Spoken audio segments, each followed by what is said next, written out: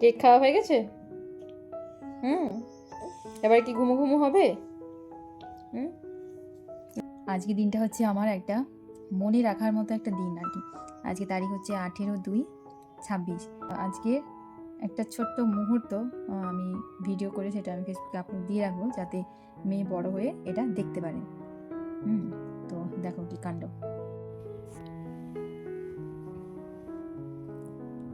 এটা হচ্ছে cup cake. কেকটা বুকে করে জড়িয়ে ঘুমিয়েছে।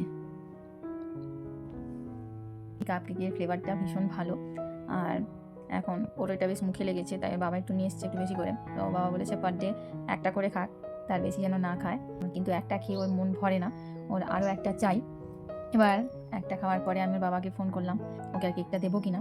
তো বাবা বললো যে না থাক, আজকে একটা খেয়েছে কালকে আবার খাবে। এখন হয়েছে কি, ও একা একা ফ্রিজ খুলতে পারে, ফ্রিজ খুলে প্যাকেট থেকে ও একা একাই এটা বার করেছে।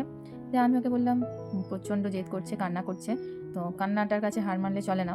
কিন্তু আমি ওকে বললাম যে ঠিক আছে, তুমি তাহলে অনেক বোঝালাম, অনেক বুঝেও যখন কোনো কাজ হলো না, আমি বললাম কি ঠিক আছে তাহলে কেকটা তুমি আমাকে হাফ দাও আর তুমি হাফ খাবে। তো কিছুতেই দেবে না, যখন না বললো তখন আমি ওকে বললাম ঠিক আছে তাহলে আমি বাড়ি ছেড়ে চলে যাচ্ছি। দিয়ে আমি দরজাটা খুলেছি, বাইরের দরজাটা।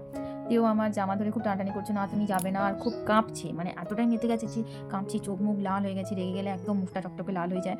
তো আমি ওকে কী করলাম, ও যতই কাঁদুক রান্নাঘর থেকে একটা চামচ নিয়ে কেকটা দুভাগ করলাম। ও সেটা তো খুব মেতে গেছে, ঠিক আছে মেতে গেছে, আমি তাও ওদিকে কেয়ার করিনি, আমি রুমে চলে এসেছি। এসে আমি ওকে বকলাম একটু ভারী গলায়, বললাম যাও তুমি বিছানায় গিয়ে বসো। দিয়ে আমি বললাম তাহলে এই কেকটা আমি হাফ খাবো না, তাহলে তুমি এটা দাদাকে দেবে, হ্যাঁ বাবাকে দেবে। তখন বলছে হ্যাঁ বাবা খাবে।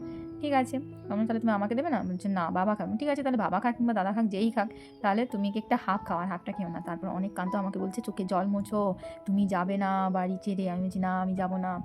কাঁদতে কাঁদতে শুয়ে পড়লো যে আমি শোবো। ঠিক আছে তুমি তাহলে শো। দিয়ে শুয়ে কান্না করতে করতে আমি ঠিক আছে আর বকাঝকা আর কিছু করি না, অনেক কেঁদেছে। অতটা বাচ্চা অতটা মেতে যেতে দেখলে আমার খুব ভয়ও লাগে। তো ওই জন্য তো সেই জন্য কী করলাম, মাথায় হাত বুলিয়ে গান গাইতে গাইতে দেখলাম ঘুমিয়ে গেছে, কিন্তু কেকটা কীভাবে জড়িয়ে রেখেছে।